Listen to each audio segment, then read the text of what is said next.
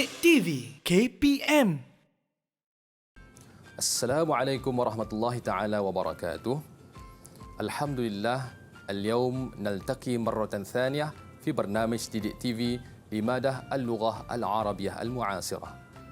وأيها المشاهدين والمشاهدات، معكم الأستاذ خير الأمل من معهد رنتاو الإسلامي. ومعنا أيضا، ما اسمك؟ اسمي شفيقة هنفية أستاذ. ما شاء الله. معنا أيضا أختي شفيقة. إن شاء الله اليوم سنتعلم اللغة العربية المعاصرة. ابتداء هيا نشاهد إلى هذه الصورة في الشاشة. يا شفيقة، نعم أستاذ. ماذا تشاهدين في هذه الصورة؟ من هذه الصورة أنا أشاهد أن الطلاب يستمعوا النصيحة من الأستاذ. طيب، أحسنت، صحيح. طيب، الآن هيا نشاهد إلى جملتين متعلقتان بهذه الصورة. هيا نشاهد إلى الجملة المتعلقة بهذه الصورة. والجملة الأولى: يستمع الطلاب إلى كلام المدير. Para pelajar sedang mendengar kepada ucapan pengetua.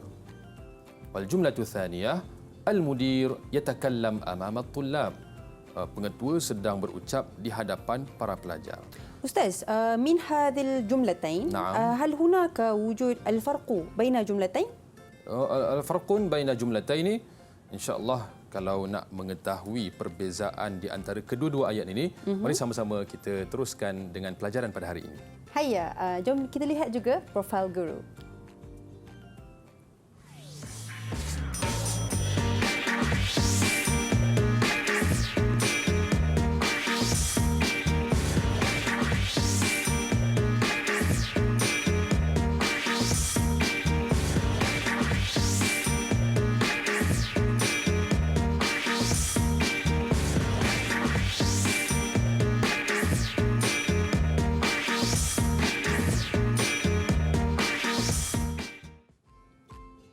Assalamualaikum warahmatullahi wabarakatuh. Syukran jazilan لجميع المشاهدين ومجتمعين الكرام وخصوصا للطلاب والمعلمين. أهلا وسهلا ومرحبا بكم إلى برنامج ديديك TV KPM. أنتم معي شفيقة هنفية. وكيف حالكم جميعا؟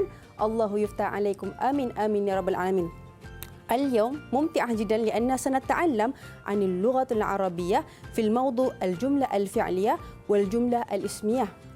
ومعنا في استوديو الأستاذ محمد خير الأمل بن زوكفلي من SMS رنتاو نغري 9. Assalamualaikum Ustaz. Waalaikumsalam warahmatullahi wabarakatuh. Kaifa haluka? Bikhair, alhamdulillah. Alhamdulillah. Jadi Ustaz, kita nak tahu apakah yang bakal dikongsikan oleh Ustaz pada segmen kali ini. Dipersilakan. Tafadhal. Okey, baik, insya-Allah. Tadi kita lihat dua ayat berkenaan dengan gambar tadi, iaitu al-mudir yatakallam amama at-tullab, dan kemudiannya yastami'u at-tullab ila kalamil mudir. Jadi kalau kita tadi ditanya kepada saya, ada perbezaan tak di antara kedua-dua ayat tersebut? Ya, ada perbezaan, kerana ayat yang pertama tadi ia bermula dengan fi'il, kata kerja. Sedangkan ayat yang kedua tadi ia bermula dengan kata nama, iaitu isim. Jadi mari kita lihat apa yang dimaksudkan dengan ayat yang bermula dengan kata kerja dan ayat yang bermula dengan kata nama.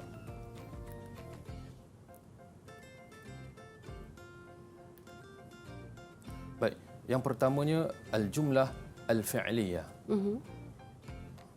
Minta maaf, ini tak keluar yang bahagian segmen yang first tadi yang gambar. Okey. Minta maaf Dekat atas Ustaz? Yang ini betul gambar. Okey. Silakan Ustaz. Terus baik. Berkaitan dengan ayat yang bermula dengan kata kerja, ia dikenali sebagai al-jumlah al-fi'liyah. Dan kemudiannya ayat yang bermula dengan kata nama ia dikenali sebagai al-jumlah al-ismiyah. Jadi bagaimana kita nak mengenali ayat jumlah fi'liyah dan ayat jumlah ismiyah? Dengan kita melihat kepada kalimah yang ada di awal ayat tersebut. Jadi sekiranya Syafiqah, kalau di awal ayat itu ada perkataan fi'il, apa dia fi'il? Apa yang dimasukkan dengan fi'il Syafiqah? Fi'il ni apa yang saya faham Ustaz adalah kata kerja. Ya, betul. Ahsanti. Jadi Fi'il seperti yang Syafiqah sebut tadi ialah kata kerja. Sekiranya di awal ayat itu ada kata kerja, sama ada fi'lu madin iaitu perbuatan atau kata kerja yang telah berlaku, ataupun fi'lu mudhari' sama iaitu kata kerja ataupun perbuatan yang sedang berlaku, ataupun fi'lu amrin kata kerja suruhan. Maka ayat itu ialah al-jumlah al-fi'liyah. Tetapi sekiranya kalau ayat itu ia bermula dengan isim zahir, nama, contoh nama sesuatu, nama orang, nama benda seperti Sulaiman, ataupun sekiranya ayat itu dia bermula dengan isim dhamir iaitu kata ganti nama seperti huwa, huma, hum dan sebagainya, ataupun ia bermula dengan isim isyarah seperti hadza, hadhihi, haula'i, maka kita dapat tahu bahawa ayat itu adalah merupakan al-jumlah al-ismiyah. Jadi itu dua cara mudah untuk mengenal pasti al-jumlah al-fi'liyah dan al-jumlah al-ismiyah, iaitu ayat kata kerja dan ayat kata nama. Maknanya kat sini ada 3 lah Ustaz. Fi'il madhi, fi'il mudhari' dan fi'il amar. Ya, betul. Untuk fi'liyah, isim zahir, isim dhamir dan juga isim isyarah untuk ismiyah. Ya. Teruskan Ustaz. Sebenarnya kalau ikutkan pada jumlah ismiyah ni ada lagi bentuk-bentuk isim yang lain yang boleh menjadi pemula pada al-jumlah al-ismiyah, seperti contohnya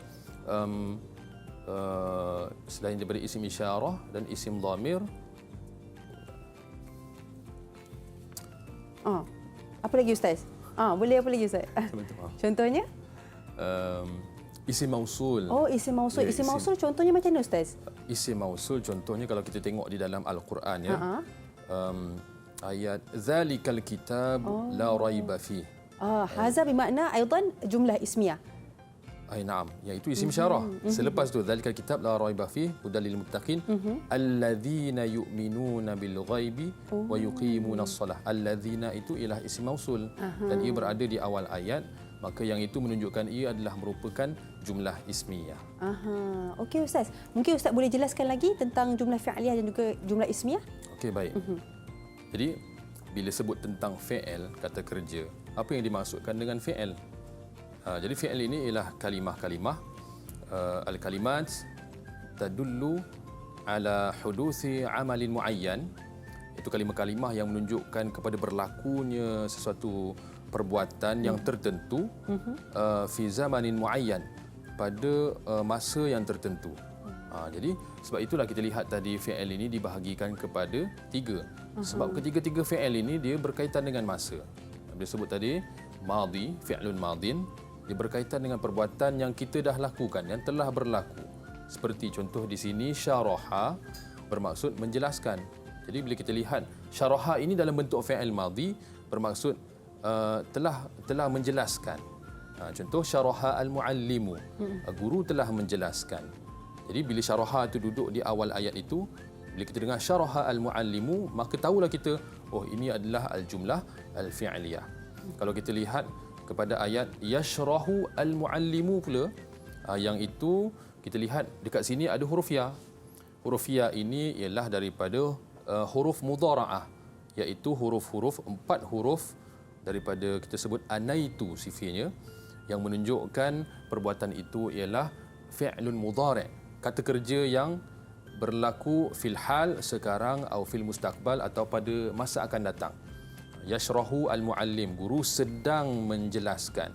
Ataupun contoh yafhamu, sekarang difaham ataupun akan faham.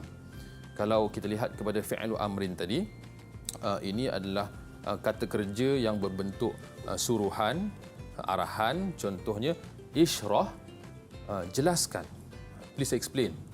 Jadi yang ini adalah fi'il yang belum lagi berlaku, sebab kita baru bagi arahan kan, belum lagi berlaku, yang akan berlaku juga. Jadi kalau fi'il dia adalah kalimat, perkataan-perkataan yang berkaitan dengan masa dan perbuatan. Baik, kemudian kalau kita lihat kepada jumlah ismiyah tadi, isim zahir kita dah sebut dah, kata nama. Kata nama dalam bahasa Melayu ada kata nama am, ada kata nama khas, betul? Jadi contoh Sulaiman, kata nama khas. Ini adalah merupakan isim zahir. Ataupun apa sahaja perkataan nama seperti al-madrasatu, contoh lagi al-qittu dan sebagainya, yang semuanya itu adalah merupakan isim zahir kalau ada di awal ayat, maka terus kita faham ini adalah merupakan al-jumlah al-ismiyah, ayat kata nama. Didik TV KPM